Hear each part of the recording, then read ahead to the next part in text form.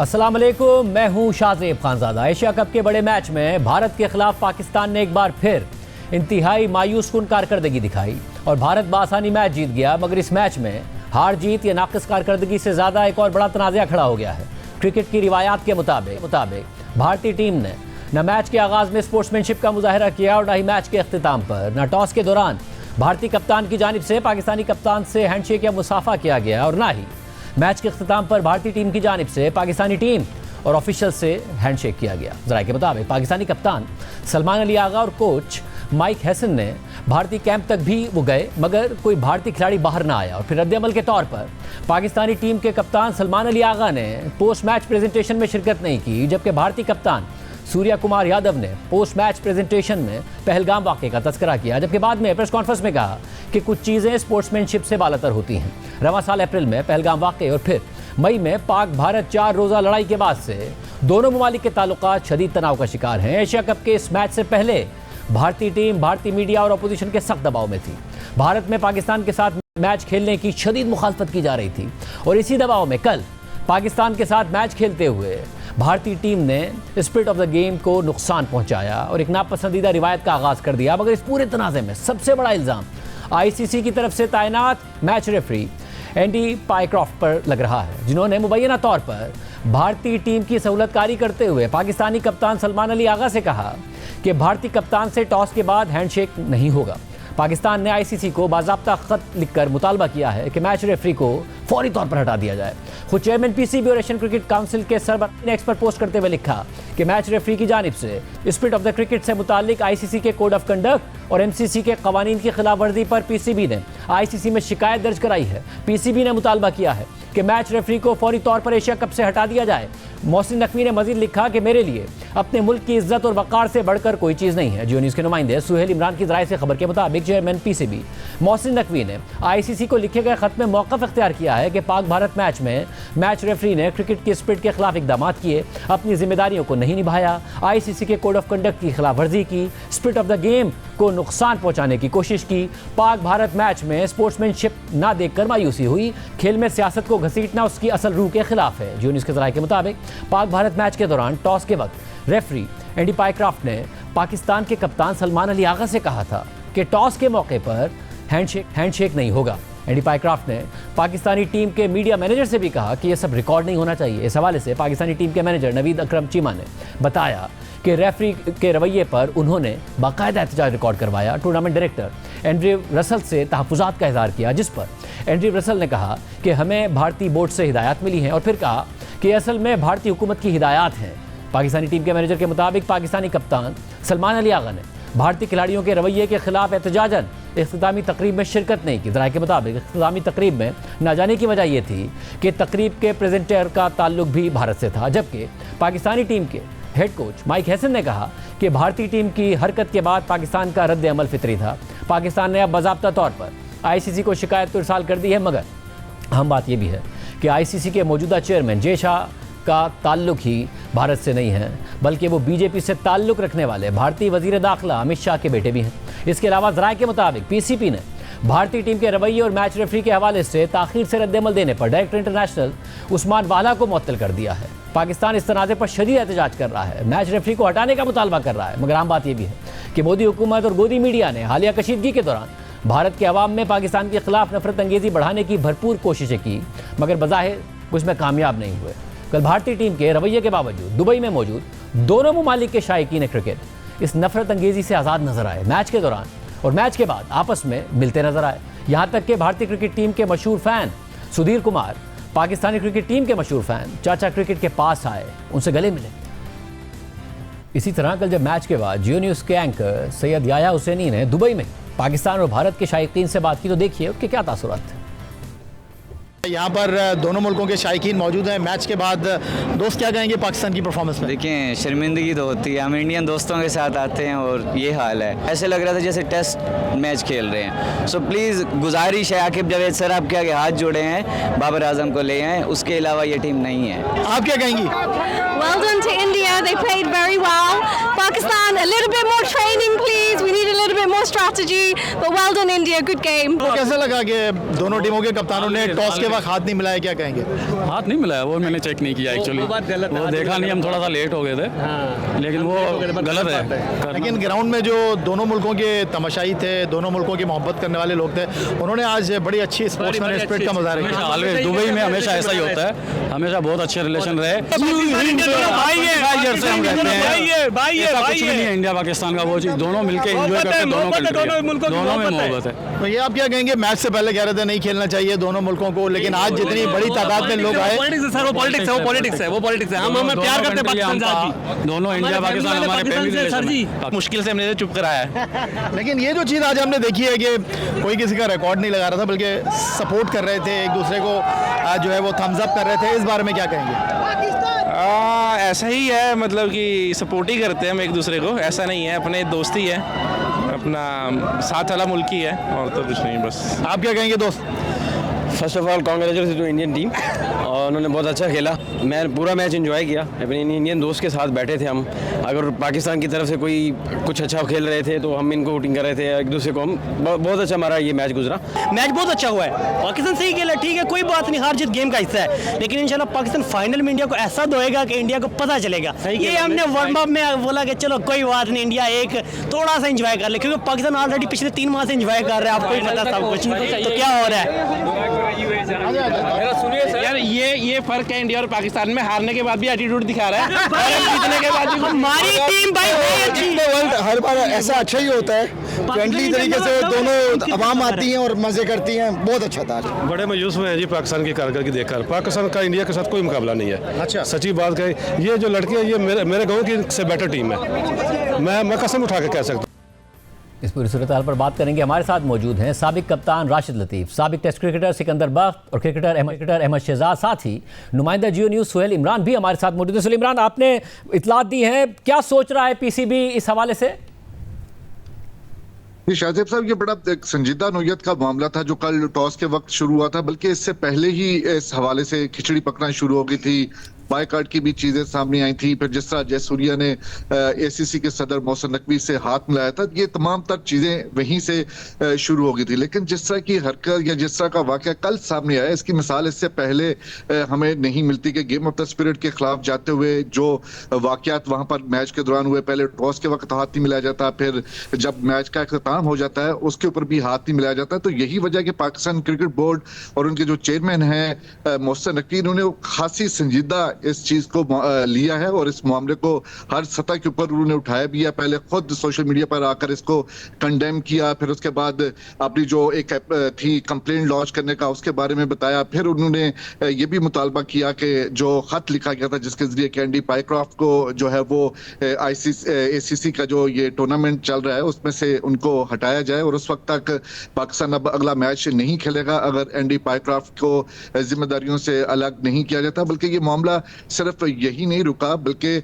अब आइंदा माह जब साउथ अफ्रीका की मेंस टीम ने पाकिस्तान का दौरा करना है और ऑल फॉर्मेट की सीरीज खेलना है, उसके ऑफिशियल्स पहले ही शेयर कर दिए जाते हैं आईसीसी की जानिब से पाकिस्तान क्रिकेट बोर्ड को, क्योंकि वो होस्ट है इस सीरीज का।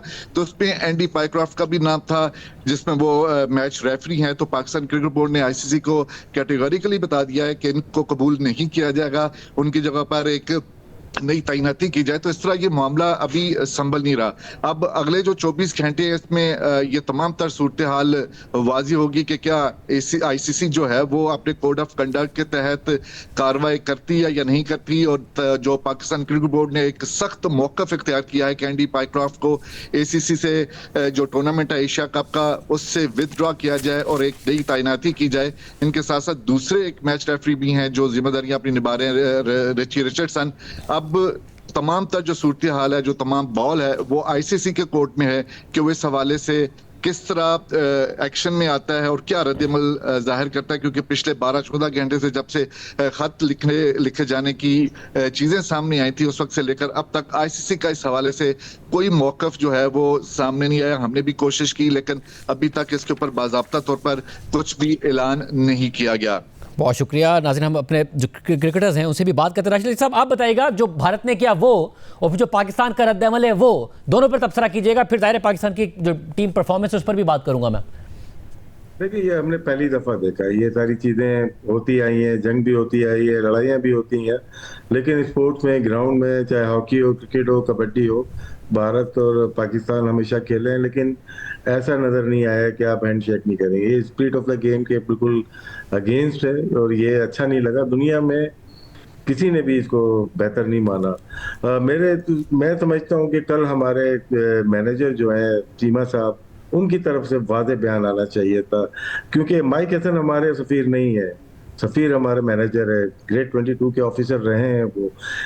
इमीडिएट एक बयान जरूर आना चाहिए था, ऑनलाइन आना था या वहीं पे प्रेस कॉन्फ्रेंस में आना। तो न्यूजीलैंड का कोई काम नहीं था कल, जिस तरह से सूरत हाल डेवलप हो चुकी थी, वहां पे हमारे कप्तान को आना चाहिए था और या तो हमारे मैनेजर को आके वादे एक पैगाम देना चाहिए था पूरी दुनिया में कि हम क्रिकेट खेलने आए, हम जंग करने नहीं आए। जो चीज की इंडिया ने या सूर्या कुमार यादव उनके कैप्टन ने पोस्ट मैच में, वो आईसीसी के कोड ऑफ कंडक्ट की खिलाफ वर्जी करता है। वो आप रिलीजन की बात नहीं कर सकते, आप पॉलिटिकल बयान नहीं दे सकते, आप आर्मी और फोर्सेस की बात नहीं कर सकते। वो कर सकते हैं, अगर कोई काम कर सकते हैं तो आप आईसीसी की इजाजत से ही कर सकते हैं। अगर आईसीसी ने इजाजत दी है तो आईसीसी इस बात पे फंसता है। पास में भी ऐसा हुआ है कि उस्मान ख्वाजा हो जाए, मोइन अली हो जाए, उनको इजाजत नहीं मिली थी गजा की, उन्होंने फलस्तीन का उन्होंने बैनर उठाया था या लगाया था, 25% उन पे फाइन हुआ था, वो नहीं इजाजत मिली थी। लेकिन अगर इनको इजाजत मिली है तो आईसीसी यहाँ पे फंसता है। पाकिस्तान वेट करे, लेकिन बहुत लेट कर दिया। 24 घंटे पाकिस्तान ने डिसीजन लेने में लिए। ये बिल्कुल इमीडिएट आपको रिएक्शन देना चाहिए था, मुझे ऐसा लगता है। लेकिन देर आए दुरुस्त आए, और इसको बिल्कुल तरीके से देखना चाहिए। जज्बाती देखें, मैं और आप हो सकते हैं, लेकिन हमारी ब्यूरोक्रेसी, हमारे बोर्ड, उनको जज्बाती से फैसला नहीं करना है। वो फैसला करना है जो हमारे क्रिकेट और हमारे मुल्क के लिए बेहतर हो। और ये बहुत अच्छा टाइम है कि यहाँ पे डिसाइड हो कि पाकिस्तान खेलेगा या नहीं खेलेगा। और शहजाद आप बताइएगा, आपके क्या तासुरात हैं इस हवाले से? जी बिल्कुल, लाइक इसमें देखिए, टू बी ऑनेस्ट, एक तो बहुत गलत चीज है ये, इसमें दो राय नहीं है। और जो सूर्य कुमार यादव ने as a captain of Bharat team वहां पे पोस्ट मैच सेरेमनी में ग्राउंड के अंदर खड़े होकर वाज़ेह तौर पे अल्फाजों में बोला है कि हमारी गवर्नमेंट और बीसीसीआई बिल्कुल अलाइंड है और एक पेज पे है इस मामले में, और हम जो है ना ये डेडिकेट करते हैं अपनी आर्मी को। मतलब कि आपने वो 6-0 का जो बदला है वो आपने यूज स्पोर्ट से लेना है हमारे बच्चों के अगेंस्ट। फिर आप शिकायतें लगाते हैं जब रियल मैच आता है, आप कहते हैं बिग बॉयज ले आए हैं।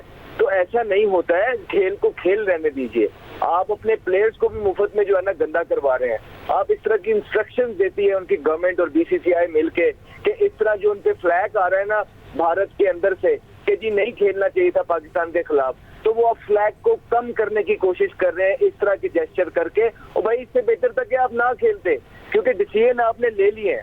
अभी इससे पहले भी जो डिसीजन भारत ने लिए थे वो भी उनके मुंह की खानी पड़ी है, ठीक है, 6-0 हो गया उनको। और उसके बाद जो ये भी डिसीजन है, पूरी दुनिया में सीनियर प्लेयर्स आप उठा के देख लीजिए, इवन के वो प्लेयर्स जिनके स्टेक आईपीएल के अंदर भी मौजूद है, वो भी कंडेम कर रहे हैं इस हरकत को जो भारत ने की है।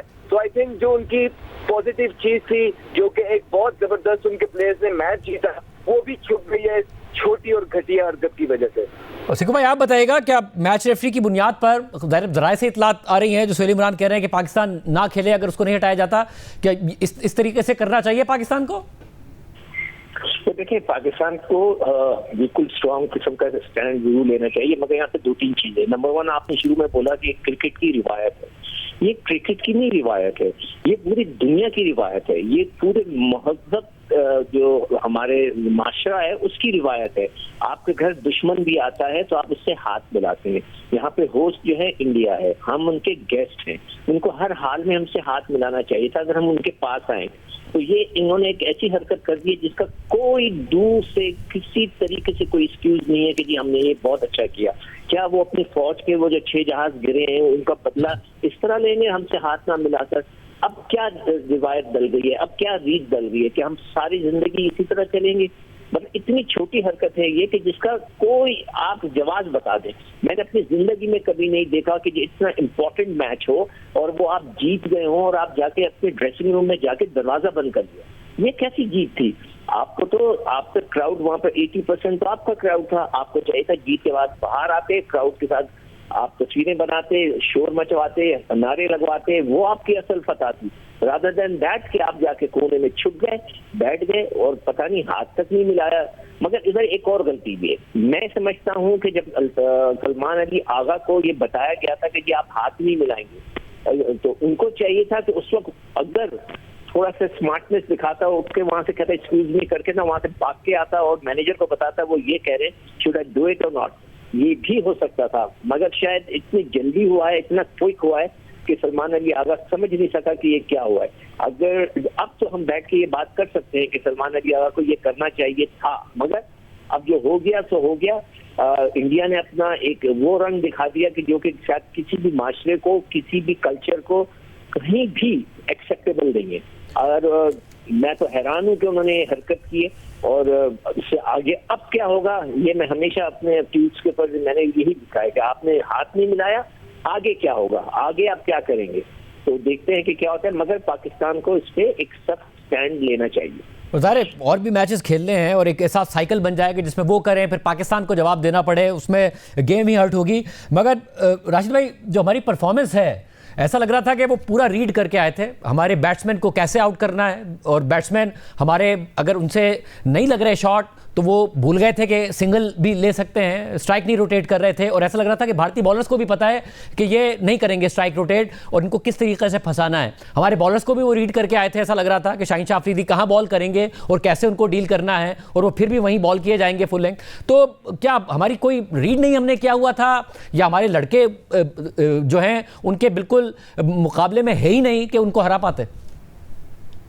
नहीं, हरा सकते हैं, लेकिन स्किल वाइज से बहुत फर्क है। Bowling, batting, fielding, strategy, planning, काफी फर्क है। वो जो खेल रहे हैं क्रिकेट बहुत हाईएस्ट लेवल पे खेल रहे हैं, बड़े टीम के खिलाफ खेल रहे हैं, बड़े इवेंट खेल रहे हैं। हम लोग की जो प्रिपरेशन लास्ट 1 ईयर से है ना, बहुत हम मतलब के बॉटम की टीम से हम खेल रहे हैं, तो हमारी तैयारी भी वैसी ही है। लेकिन उनकी जो रिप्लेसमेंट देखे ना, अगर रोहित शर्मा की जगह कौन आया है, उसी की तरह का प्लेयर वो लेके आ रहे हैं ना, अभिषेक शर्मा को लेके आ रहे हैं, और विराट कोहली की जगह तिलक वर्मा आ रहा है, तो उनका कंपटीशन बहुत हाई है। हमारे में कौन आ रहा है, हमारे पता ही नहीं चल रहा कि कौन आ रहा है कौन जा रहा है लास्ट 1 ईयर में। तो तैयारी होती है, आपको पता होता है आपका बैट्समैन किस नंबर पे। हमने 2 मैच पहले हारिस को नंबर 3 पे कर दिया और फखर को नंबर 4 कर दिया। बिग मैच से 1 मैच पहले हमने ओमान के खिलाफ उसके 50 रन पे उसको इंडिया के खिलाफ भी नंबर 3 पे भेज दिया। ये होती है प्लानिंग, और नाकिस कारकर्दगी इसी वजह से बनती है।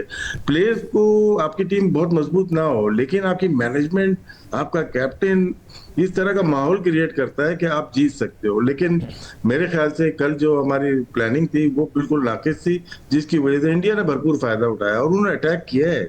शाहीन को, एक बॉलर था हमारे पास, शाहीन को अटैक किया उन्होंने, और आउट किससे हुए? साइम अय्यूब से। यानी कि उनको साइम जो बॉलर नहीं है उससे आउट हो सकते हैं, तो अच्छी बॉलिंग करके। राज में कल एक बड़ी इंटरेस्टिंग चीज है कि हाईएस्ट स्कोरर हमारा शाहीन शाह अफरीदी है और हाईएस्ट विकेट टेकर साइम अय्यूब है।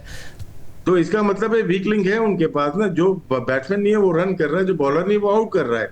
जो अगर बेहतर तरीके से आप प्लानिंग करोगे, आउट करने की कोशिश करेंगे, तो हम जीत सकते हैं। इसी टीम से हम जीत सकते हैं, लेकिन थोड़ी और मेहनत करनी पड़ेगी। आप बताइएगा अहमद शहजाद, जैसे फ़हीम अशरफ हैं, या तो प्रॉपर बॉलर खिला लें या प्रॉपर बैट्समैन खिला लें, मगर फ़हीम अशरफ टीम में थे, दीगर उनके बारे में आप क्या कहिएगा? क्या हमारी टीम ही ठीक नहीं है, टीम ही ठीक नहीं बनी हुई, या परफॉर्म ठीक नहीं कर रहे हैं, स्ट्रेटजी ठीक नहीं बनाई हुई? नहीं, देखिए इसमें कोई तो दो राय नहीं है कि कैलिबर का बहुत फर्क है। वो क्रिकेट के ग्राउंड के अंदर उनका कैलिबर बहुत ऊपर नजर आया, उनके पास मौजूद थे बैटिंग के अंदर, जो कंट्रोल बॉलिंग के अंदर उनके पास मौजूद था वो पाकिस्तान के पास नहीं है। उनका कॉम्बिनेशन जो है वो पाकिस्तान से बहुत बेहतर नजर आया। प्लस आप देखिए ना कि वो भी यंगस्टर्स ही हैं, उनके भी सारे सीनियर प्लेयर्स चले गए, छोड़ गए, लेकिन किस कैलिबर के यंगस्टर्स जो है ना निकल के आ रहे हैं। वेयर आपके जो यंगस्टर्स हैं वो इतने पोटेंशियल वाले हैं नहीं, वर्क प्रोग्रेस है, इनको सपोर्ट करके बनाना पड़ेगा। मसला ये है कि आगे कुआं पीछे खाई वाला हिसाब है पाकिस्तान क्रिकेट टीम का, तो अब आप करें भी तो क्या करें बजाय इनको सपोर्ट करने के। लेकिन अगर आप देखेंगे थ्रू आउट, अगर आपने मैच देखा होगा तो उन्होंने डोमिनेट किया है। उन्होंने उनके जो हमारे सीनियर प्लेयर्स, फॉर एग्जांपल फखर जमान, आप इनकी मुझे ये नहीं समझ आती है कि ये कब स्टैंड लेंगे और कब परफॉर्मेंस करेंगे।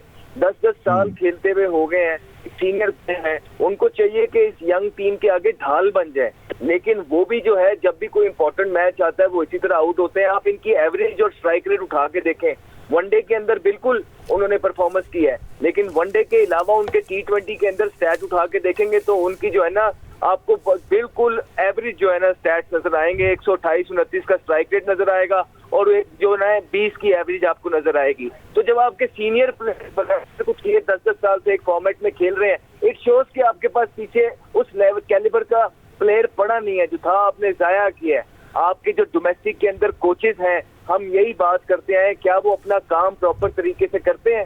क्या ये जो लोग, हम आपको बात करते थे शाजिद भाई कि इन्होंने मेंटोर्स रखे, इन्होंने ये किया, तो अब कहाँ गए?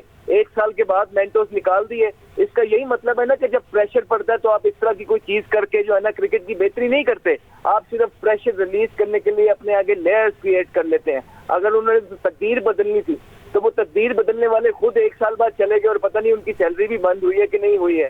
तो ये सारे हिसाब किताब जब तक चलते रहेंगे, जब तक यारी दोस्ती का मामला टीम के अंदर तो अब खत्म हो गया है, लेकिन टीसीबी में कैसे होगा? और वो जो हेल्म ऑफ अफेयर में पिछले 8-10 साल क्रिकेट बोर्ड में है, जिनकी जिम्मेदारी थी कैलिबर वाले प्लेयर्स प्रोड्यूस करना, डोमेस्टिक लेवल पे, छोटे लेवल पे, ग्रास रूट लेवल की कंपटीशन को बढ़ाना, वहां पे ही लोगों को ये स्किल लेवल पे काम करना स्टार्ट करना, क्या हमने वो किया है? हम ये और सिकू भाई आप बताइएगा, 36 ओवर्स कल चले हैं, 20 ओवर्स पाकिस्तान ने खेले, 16 ओवर पाकिस्तान ने तकरीबन 15.5 ओवर्स बॉलिंग की। कोई एक लम्हा ऐसा नहीं था जिसमें लगे कि पाकिस्तान मुकाबला कर रहा है बैटिंग में, बॉलिंग में, फील्डिंग में। कोई एक लम्हा ऐसा नहीं था कि जिसमें लगे कि हाँ जी ये मैच किसी भी सिमत जा सकता है। शुरू से पहली बॉल से ये भारत की सिमत में ही जा रहा था। ये मसला है कि लड़कों में ज़ाहिर फ़र्क है दोनों तरफ, या फिर मसला ये है कि हमारी स्ट्रेटजी ठीक नहीं थी? देखिए, एक तो फर्क बहुत है, स्ट्रेटजी भी बिल्कुल सही नहीं थी। कल मैंने अपने प्रोग्राम में कल से पहले 4 दिन पहले ये बयान अपने प्रोग्राम में बताया था कि जो यूई का प्लेयर था उसने कहा था आपने पहले बैटिंग नहीं करनी इन पिचेस पे। मैंने उससे खास तौर पे पूछा था कि पिचेस किस तरह बिहेव करती है, तो हमने पहला फैसला तो ये गलत किया कि टॉस जीत के बैटिंग कर ली।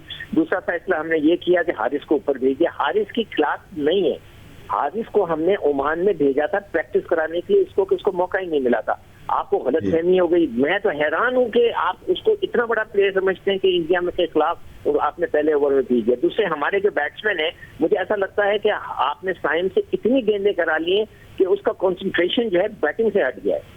आप एक बैट्समैन को इतनी अगर आपने बॉलिंग करा के वो आउट करने उधर लगा है तो उससे रन नहीं हो रहे, और पहली बॉल पे कौन शॉट मारता है?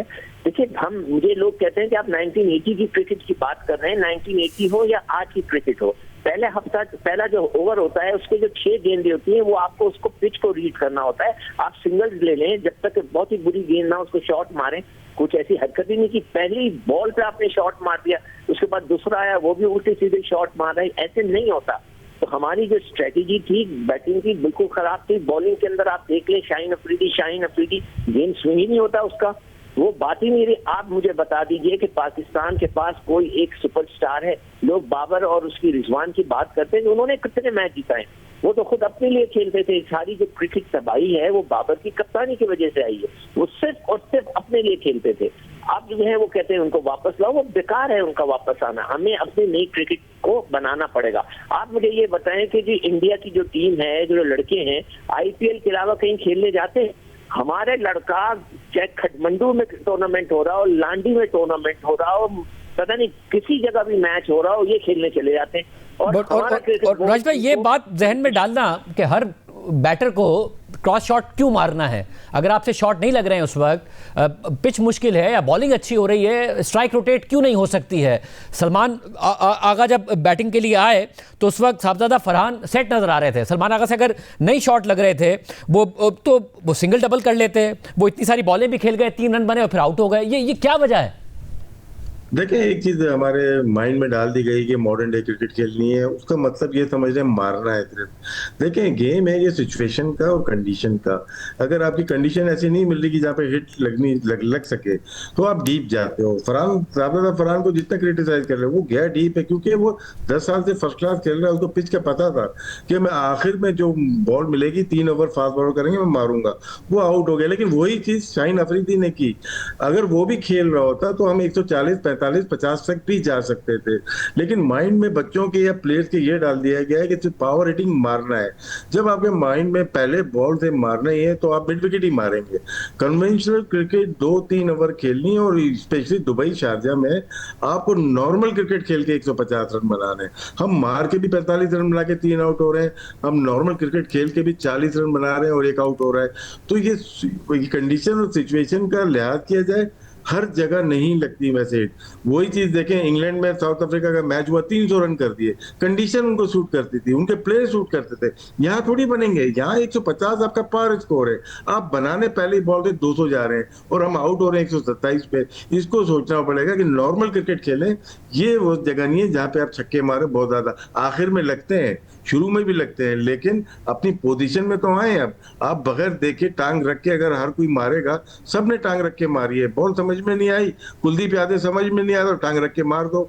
तो ये बहाना होता है आउट होने का, आउट होके चले जाए, कोई बात नहीं, T20 तो हो रहा है, कौन क्या कहेगा, लेकिन ये हमें मैच को कॉस्ट कर जाता है। बहुत शुक्रिया। प्राइमरी ब्रेक शामिल करते हैं। दोहा में इजलास हुआ है इस्लामी ममालिक का, बहुत अहम ऐलानात हुए हैं, अहम बातें की गई हैं, आपके सामने रखेंगे ब्रेक के बाद।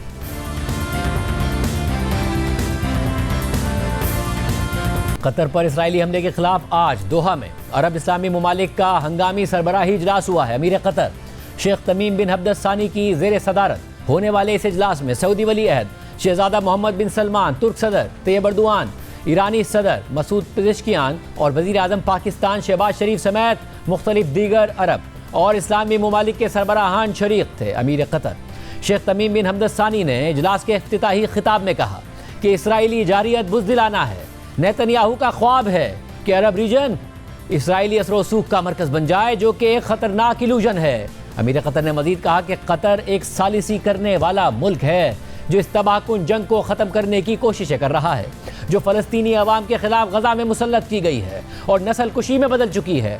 इसराइल अपनी हठधर्मी जारी रखे हुए है और जंग जारी रखने पर अड़ा हुआ है।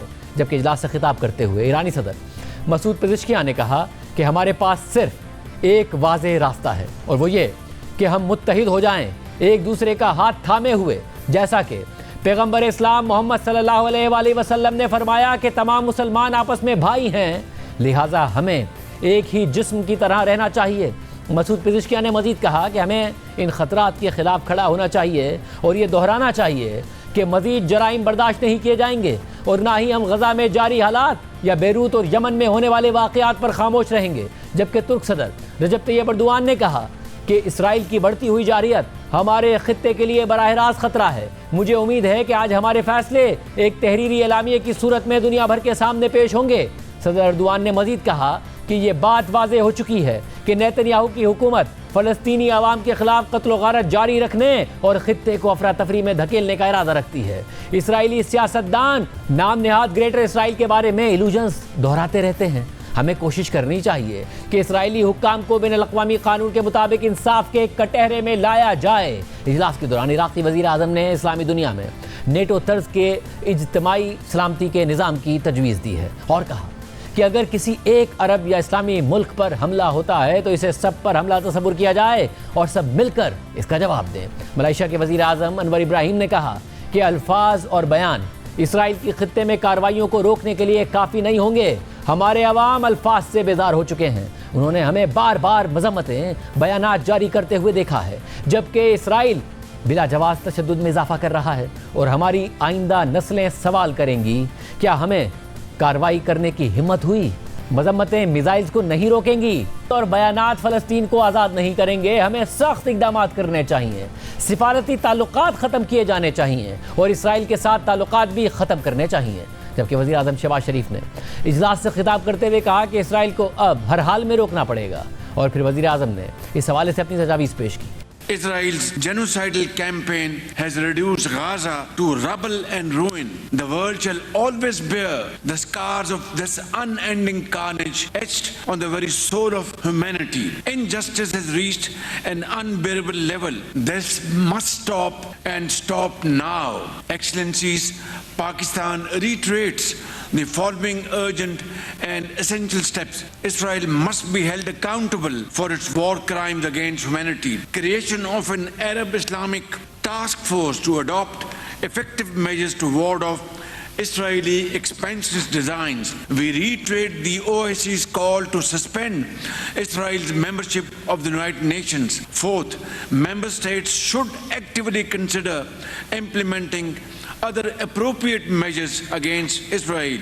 The UN Security Council must urgently demand from Israel under Chapter 7 of the UN Charter an immediate, unconditional and permanent ceasefire, release of hostages and exchange of Palestinian prisoners. Sixth, guaranteed, sustained and secure humanitarian access to all civilians in need and the protection of aid workers, medical teams, journalists and UN personnel. Above all, Excellencies, we must achieve a just, comprehensive and lasting two-state solution with creation of an independent state of Palestine with pre-1967 borders and Al-Quds Al-Sharif as its capital. एक ऐसे वक्त में कि जब दोहा में इस अहम इजलास के लिए अरब इस्लामी ममालिक के सरबराहान जमा हो रहे थे ताकि इसराइली जारियत पर एक मुश्तरका लाए-अमल तरतीब दिया जा सके, वहीं दूसरी जानिब अमरीकी वज़ीर ख़ारजा मार्को रूबियो इसराइल में इसराइली वज़ीर आज़म नेतन्याहू के साथ मीडिया से गुफ्तगू कर रहे थे और इसराइल को अमरीकी हिमायत का यकीन दिला रहे थे, जबकि इसराइली वज़ीर आज़म नेतन्याहू ने उनके साथ खड़े होकर कतर पर अपने हमले को जस्टिफाई किया और हता के इस हमले की नाकामी को भी मुस्तरद कर दिया। टाइम्स ऑफ इसराइल के मुताबिक वज़ीर आज़म नेतन्याहू ने अमरीकी वज़ीर ख़ारजा मार्को रूबियो के साथ खड़े होकर कतर में हमास के खिलाफ कार्रवाई पर होने वाली तनकीद को बहुत बड़ी मुनाफ़क़त करार दिया। हालांकि अमरीकी सदर ट्रंप भी इस हवाले से इसराइल पर तनकीद कर चुके हैं। नेतन्याहू ने इस बात की तरफ इशारा दिया कि 11 सितंबर के बाद मंजूर होने वाली करारदाद में कहा गया था कि कोई मुल्क दहशतगर्दों को पनाह नहीं दे सकता, जबकि नेतन्याहू ने हमले में हमास के रहनुमाओं को मारने में नाकामी का एतराफ़ किया, मगर कहा कि इसराइल ने फिर भी दहशतगर्दों को एक पैगाम भेजा कि आप कहीं भी छुप सकते हैं, भाग सकते हैं, मगर हम आप तक पहुंच ही जाएंगे। इस दौरान जब अमरीकी वज़ीर ख़ारजा मार्को रूबियो से अमरीका के खलीजी इत्तेहादियों के गुस्से के बारे में सवाल किया गया तो उन्होंने कहा कि कुछ बुनियादी मसाइल ऐसे हैं जिनको हल करना ज़रूरी है, चाहे जो कुछ भी हुआ हो। मार्को रूबियो ने कहा कि अभी भी यरगमाली मौजूद है और हमास भी बरकरार है और उसे ख़त्म करना ज़रूरी है। ये सब मसाइल अभी हल होने बाकी हैं। अमेरिका इन मसाइल के हल पर तवज्जो देगा, जबकि नेतन्याहू ने यह भी कहा कि गज़ा में जो ऊंची इमारतें गिरा दी गई हैं वो हमास के मजबूत ठिकाने थे। उन्होंने कहा कि दुनिया को गज़ा के बारे में अपनी तरजीहात और हक़ाइक़ दुरुस्त करने चाहिए और इसराइल अपनी तरफ से जो हो सकेगा वो करेगा ताकि अपने लोगों को खतरे से निकाला जा सके। नेतन्याहू एक के बाद एक जाहिरियत करने के बाद मुसलसल हमास को निशाना बनाने की धमकियां दे रहे हैं, कतर पर हमले को जायज़ करार दे रहे हैं और इशारा दे रहे हैं कि वो कतर में दोबारा ऐसा हमला कर सकते हैं, मगर उनके आम तरीन इत्तेहादी अमरीका के सदर ट्रंप इस हमले पर मिक्स्ड सिग्नल्स दे रहे हैं। वो कभी इसराइल के हक़ में बयान देते हैं तो कभी वो इसराइल से मुस्तकबिल में मोहतात रहने का मुतालबा भी करते हैं। कल सदर ट्रंप से जब सहाफ़ियों ने कतर पर इसराइली हमले से मुतालिक सवाल किया तो उन्होंने कहा कि मेरा पैगाम यह है कि उन्हें बहुत बहुत एहतियात बरतनी चाहिए। कतर हमारा एक बहुत अच्छा इत्तेहादी है, इसलिए इसराइल और बाकी सबको मोहतात रहना होगा।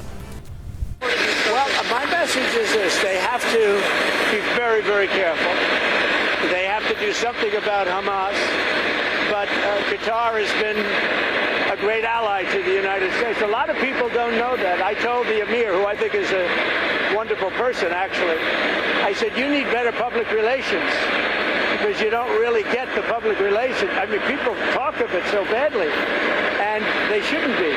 Qatar's been a very great ally. So Israel and everybody else, we have to be careful. When we attack people, we have to be careful.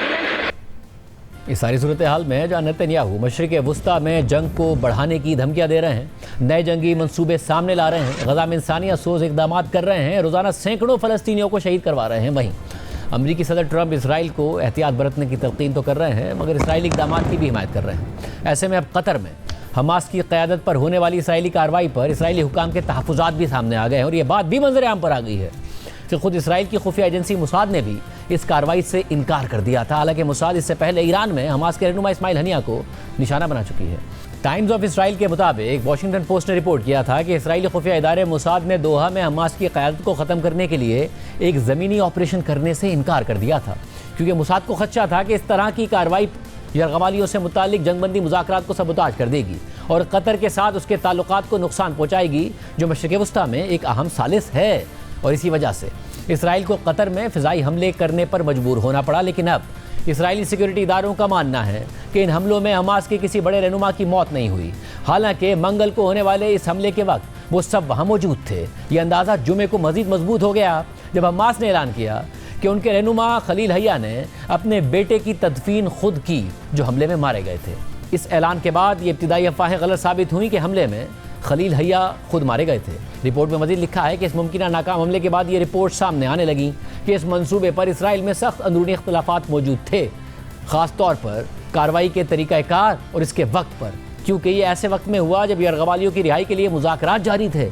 यरगमालियों की रिहाई और जंगबंदी के मुआहदे पर बातचीत से वाकिफ़ एक आला एहलकार ने चैनल 12 को बताया कि ज़्यादातर दिफाई इदारों ने इस हमले को मौखर करने की सिफारिश की थी। इसराइली एहलकार के मुताबिक उनका मौक़िफ़ बिल्कुल वाज़ेह था कि यरगमालियों की वापसी के लिए एक मुआहदा मेज़ पर मौजूद है और मुज़ाकरात को मुकम्मल तौर पर आजमाया जाना चाहिए। सबको इस बात का इदराक था कि यरगमालियों के लिए इसके क्या नताइज हो सकते हैं और उस वक्त ऐसी कार्रवाई इस इम्कान को नुकसान पहुंचा सकती है। चैनल 12 की खबर के मुताबिक इस मंसूबे की मुखालफत इसराइली फ़ौज के chief of staff general Eyal Zamir, Mossad के सरबरा डेविड बार्निया और कौमी सलामती के मुशीर ने की थी। रिपोर्ट के मुताबिक नेतन्याहू, इसराइली वज़ीर दिफा इसराइल काट्ज़, शिन बेत के कायम मकाम सरबरा और स्ट्रेटेजिक उमूर के वज़ीर रॉन ड्रमर इस हमले के हक़ में थे। रिपोर्ट में मज़ीद कहा गया है कि यरगमालियों से मुतालिक मुज़ाकरात के सरबरा को तो इस ऑपरेशन पर होने वाली मुशावरत में शामिल ही नहीं किया गया, क्योंकि आला हुकाम को यकीन था कि वह ऐसी कार्रवाई की मुखालफत करेंगे जो यरगमालियों को ख़तरे में डाल सकती है। इसी तरह वाशिंगटन पोस्ट को 2 इसराइली ज़राए ने बताया कि मुसाद ने हालिया हफ्तों में अपने तैयार किए हुए एक ज़मीनी मंसूबे पर अमल दरामद से इनकार कर दिया, जिसका मकसद हमास के रहनुमाओं को कत्ल करना था, और इस इनकार के बाद इसराइल को फ़िज़ाई हमले का रास्ता अपनाना पड़ा। ज़राए के मुताबिक मुसाद के सरबरा डेविड बार्निया ने कतर में हमास रहनुमाओं को कत्ल करने की मुखालफत की थी, क्योंकि मुसाद के कतर के साथ ताल्लुकात हैं और हमास से मुज़ाकरात में सालिस का किरदार भी अदा करता है। इस पूरी सूरत हाल में पाकिस्तान भी काफ़ी मुतहर्रिक है। वज़ीर आज़म शहबाज शरीफ कतर पर इसराइली हमले के बाद दूसरी बार कतर गए हैं, जबकि इससे पहले अरब इस्लामी ममालिक के वज़राए ख़ारजा का इजलास हुआ था, जिसमें पाकिस्तान की तरफ से नायब वज़ीर आज़म और वज़ीर ख़ारजा इसहाक डार ने शिरकत की। इस इजलास के बाद इसहाक डार ने कतर में अल जज़ीरा के लिए उसामा बिन जावेद से गुफ्तगू करते हुए कहा कि मुस्लिम ममालिक के 2 अरब लोगों की नज़रें अरब इस्लामी सरबराही इजलास पर हैं। अगर महज सख्त तकारीर हुई और कोई वाज़े रोड मैप नहीं दिया गया तो ये अफसोसनाक होगा और एक मुश्तरका सिक्योरिटी फोर्स का क़याम एक अमली कदम हो सकता है। If the countries and the leaders and the statesmen who meet tomorrow and just sit, make strong speeches without a very clear roadmap how to deal with this situation, it will be very sad, because that's what the Ummah is expecting now. You said 2 billion people. I think they would be all eyeing on this summit. What would come out of it? The Arab League, I think they've already talked on these lines, some sort of combined security force type. Why not? I think this is practical. And where does a nuclear powered Pakistan stand with that? Nuclear powered Pakistan obviously would stand as member of the Ummah, will discharge his duty. जबकि Al Jazeera के मुताबिक अब से कुछ देर पहले अरब इस्लामी ममालिक के हंगामी इजलास के एलामिये के अहम नकात भी सामने आ गए हैं, जिनके मुताबिक इसराइल की कतर के खिलाफ सफाक जारियत ने खित्ते में अमन के तमाम इम्कानात को कमज़ोर कर दिया है। हम कतर की रियासत पर इसराइल के बुज़दिलाना और गैर कानूनी हमले की शदीद तरीन अल्फाज में मजम्मत करते हैं और कतर के साथ मुकम्मल यकजहती और उसके जवाबी इक़दामात की भरपूर हिमायत करते हैं। सालिसी के एक गैर जानिबदार मरकज़ पर हमला आलमी अमन कायम करने की कोशिशों को नुकसान पहुँचाता है। एलामिये में हमले पर कतर के महज़ब और समझदाराना रवैये को सराहा गया है और गज़ा पर जारियत को रोकने के लिए कतर, मिस्र और अमेरिका की सालिसी की कोशिशों की हिमायत की गई है। इसके अलावा सालिसी और अमन के क़याम में कतर के तामीरी और काबिल कदर किरदार की तारीफ़ की गई है और इसराइली जारियत को जायज़ करार देने की तमाम कोशिशों को मुकम्मल तौर पर मुस्तरद कर दिया गया है। साथ ही इसराइल की कतर को बार बार निशाना बनाने की धमकियों को भी मुकम्मल तौर पर मुस्तरद कर दिया गया है। प्रोग्राम में एक ब्रेक शामिल करते हैं। 2 अहम खबरें हैं, उनकी तफसीलात आपके सामने रखेंगे एक ब्रेक के बाद।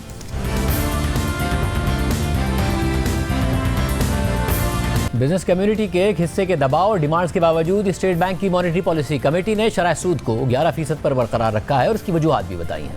एलामिये के मुताबिक जुलाई और अगस्त में महंगाई कम रही, मगर कोर इन्फ्लेशन में कमी का रुझान सुस्त है, जबकि मुआशी सरगर्मियों में बेहतरी आई है, जिसमें लार्ज स्केल मैन्युफैक्चरिंग सेक्टर भी शामिल है। मगर मुस्तकबिल करीब में मुआशी आउटलुक में हालिया सैलाबों की वजह से कुछ बिगाड़ की तवक्को है।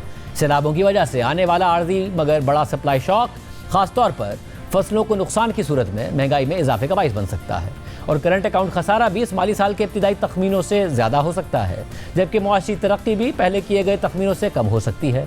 इस बदलते हुए मुआशी आउटलुक और सैलाबों की वजह से पैदा होने वाली गैर यकीनी की सूरत हाल की वजह से मॉनेटरी पॉलिसी कमेटी समझती है कि कीमतों में इस्तेहकाम के लिए शरह सूद को 11% पर ही बरकरार रखा जाए।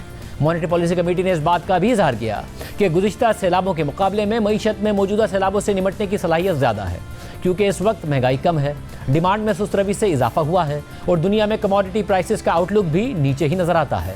गुज़िश्ता सैलाबों के बाद जो महंगाई और करंट अकाउंट प्रेशर सामने आए थे, इस दफ़ा उसकी तवक्को नहीं है। ताहम फिस्कल और मॉनेटरी पॉलिसी के इस तसलसल को बरकरार रखने की ज़रूरत है ताकि मईशत किसी भी शॉक से निपटने के लिए मजबूत हो और पायदार तरक्की की तरफ गामजन हो। गुज़िश्ता मॉनेटरी पॉलिसी मीटिंग से अब तक जो अहम डेवलपमेंट्स हुई हैं, उनमें एक तो यह है कि बैरूनी कर्जों की अदायगी और करंट अकाउंट खसारे के बावजूद स्टेट बैंक के ज़रिए मुबादले के ज़खायर मुस्तहकम रहे, जबकि सितंबर में कंज्यूमर्स और बिजनेसेस की इन्फ्लेशन एक्सपेक्टेशन में इजाफा हुआ है, जबकि जुलाई से अगस्त तक एफबीआर ने टारगेट से कुछ कम टैक्स इकट्ठा किया। हालांकि गुज़िश्ता बरस के मुकाबले में इस साल टैक्स कलेक्शन में खातिर ख्वाह इजाफा देखा गया, जबकि अमेरिका की तरफ से रिवाइज टैरिफ्स के ऐलान के बाद ग्लोबल ट्रेड के हवाले से गैर यकीनी की सूरत हाल में भी कुछ हद तक कमी आई है।